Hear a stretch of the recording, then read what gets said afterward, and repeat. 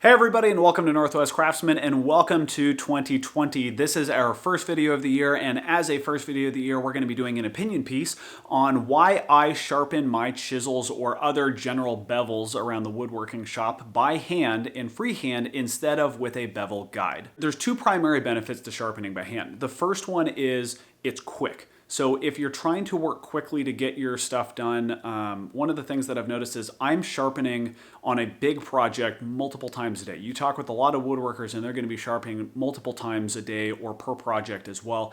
And by sharpening with your hands and just freehanding it, it allows you to very quickly get in there, very quickly touch things up, and it just overall speeds up the progress on your project because you're never working with a dull blade. The second primary benefit is the actual shape that you get from freehanding it. It's not going to be a perfect line. So if this is the back of your blade, this is the bevel itself, and then this is the leading edge or the top side of it, you get something that looks generically like this. If you use a honing guide, this is going to be very straight, but when you freehand it, you get a much more convex shape, and so it looks like this. Now, the effective angle on your leading edge will still be about your 30 degrees, but or actually I guess it's technically normal to the center of that convex shape that you're going to be at 30 degrees. So you're going to be at a slightly higher angle when you get to the leading edge. But what that convex shape does is it strengthens your leading edge. And I tried both freehanding it and using the honing guide or the sharpening guide when I was doing my workbench, and found that that weaker front edge that I got when I used the sharpening guide just led to a lot more rollover and a lot more nicks and scratches and just generally dinging up my leading edge, which made it a lot harder to pull out my mortises and to chop my mortises. And I could hardly get through one 4x4 mortise when I was doing it with a sharpening guide, whereas when I freehanded the sharpening job, I was able to blow through 3, 4, 5 mortises in a 4x4 before I ran into issues with the edge folding over or becoming so dull that I couldn't really cut effectively with it. So those are really the two ways that you can sharpen it, and I have started to lean towards freehanding it for those specific reasons. So I'll show you a little bit of a close-up of what that looks like when I'm actually sharpening. Alrighty, so when I'm sharpening any of my bevels, and you can actually, I don't know if you can see it right here, but on the leading edge of my bevel, there is a slight rough edge that you can see. I don't know if you can see it right there. But the front edge is a little bit rough because I haven't sharpened this in a while, and you can see a couple of different nicks, a couple of places that it's rolled over. So I'm going to go ahead and fix that real fast. Now, generally speaking, when you're maintaining, you only have to use your 1200 grit stone because that's just enough to put a nice clean finish on it, and then you can go through with the leather strop to get the shaving sharp finish on there. But when I'm freehanding it, what I'm going to do is first, per the usual, if I can find it, there it is. Per the usuals in the Paul Sellers technique is use some Windex to go ahead and add some lubricant to your stones. This helps to lubricate the stones so that it's easier to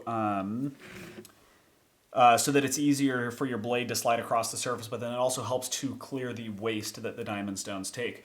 But when I'm doing this, I'll generally take a single finger like this, support my chisel back here, and just kind of hold it up at about my 30-degree angle.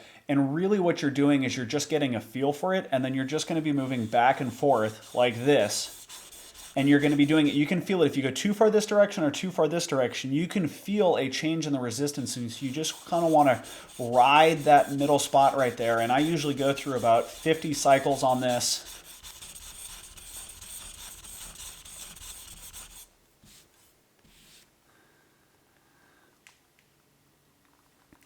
So once you get through all of those, you're going to see that you've got a nice mirror finish across the surface there, and you can actually see the way that the light changes. Let me see if I can't get that for you. The way that the light changes across that surface, you can see that you get a convex finish.